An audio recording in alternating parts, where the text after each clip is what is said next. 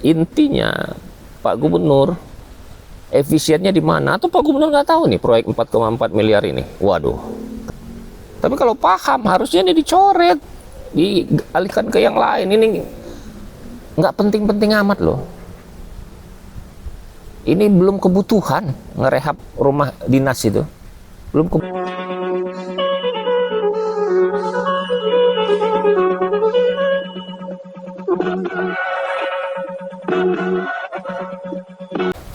Assalamualaikum warahmatullahi wabarakatuh. Kembali lagi dengan saya Ferry Gunsa di Gunsan Top. Pemirsa, di tengah efisiensi Gubernur Mirja ada hal yang menurut saya kurang layak. Kemarin soal belanja pegawai yang menjadi 400 miliar. Di tengah efisiensi ini juga transfer pusat ke daerah juga menurun. Nasional 300 triliun turunnya. Seluruh Indonesia.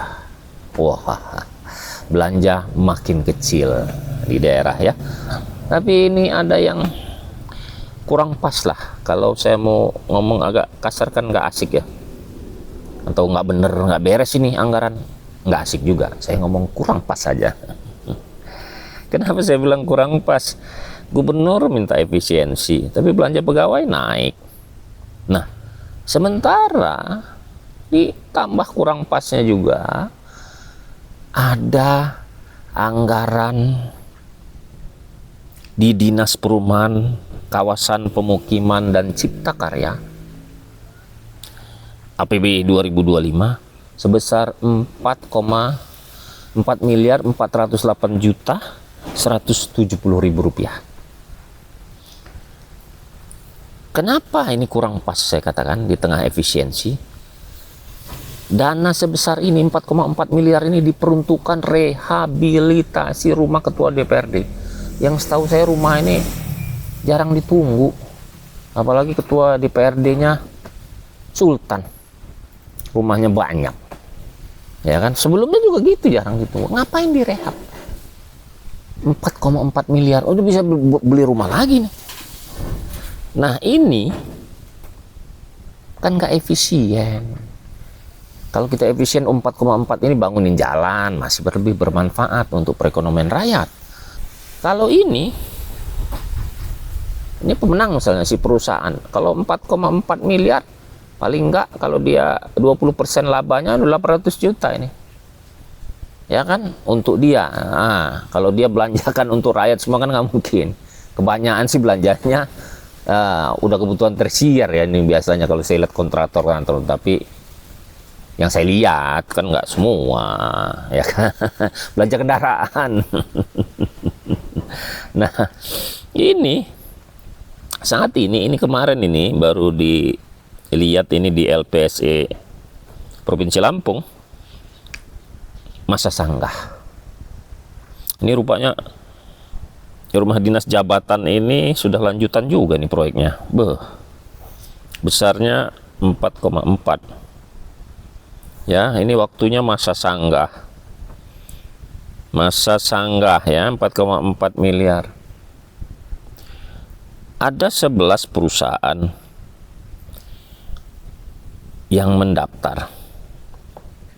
Nih. 13. Ya, 13 perusahaan ya. Ya, 13 peserta yang mendaftar. Tetapi yang masuk kan penawaran, yang memasukkan penawaran hanya satu perusahaan. Saya nggak sebut nama perusahaannya ya, tapi CPTG. Ya kan, nilai penawarannya 4 miliar 368 sekian miliar. Nah, hanya satu yang nawar. Kata kawan saya sih nggak masalah satu yang nawar, yang lain nggak. Kenapa yang lain nggak masukin? Ya mungkin persyaratannya terlalu berat atau nggak logis atau ada tambahan. Tapi saya tanya lagi sama kawan saya, mungkin nggak ini diarahkan hanya untuk satu pemenang? Ya kata kawan saya sih mungkin aja walaupun cuma 1% misalnya. Nggak ada yang ribut nih, cuma satu ini nggak ada yang ribut. Apa yang lainnya juga sudah dapat juga, nggak paham juga ya. Ini kita nggak boleh menuduh, tapi kan menduga-duga boleh saja ya. Ini jadi hanya satu yang masukin, ya pasti dia yang pemenang juga lah kalau syaratnya ini. Jadi inilah agak lucu, nanti saya perlihatkan di pemirsa bahwa hanya satu yang nawar. Tapi bukan soal penawarnya siapa dan siapa pemenangnya. Kenapa cuman satu penawar? Dah itu urusan APH lah, aparat penegak hukum, kalau dia mau coba terjun ke sini ya. Kalau urusan saya ini cuman mengkritisi soal gebrakan gubernur yang efisiensi, begitu juga presiden, sama-sama dari Partai Gerindra ini. Kenapa harus membangun rumah dinas, merehab? Apa yang harus direhab? Apa sih 4,4 miliar? Kalau bocor aja sebentar aja lah, ya kan? Tapi oke lah, terserah lah, mau 30 miliar juga terserah lah. Tapi ini zamannya lagi efisiensi.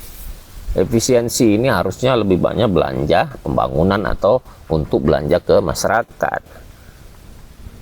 Tidak boleh juga berlebihan di belanja pegawai, sudah lebih dari 32% ternyata, ya. Nah, jadi intinya Pak Gubernur efisiennya di mana? Atau Pak Gubernur nggak tahu nih proyek 4,4 miliar ini? Waduh, kasihan juga kalau Pak Gubernur sampai nggak paham soal 4,4 miliar ini, kerjaan di bawah. Gubernur nggak paham ini.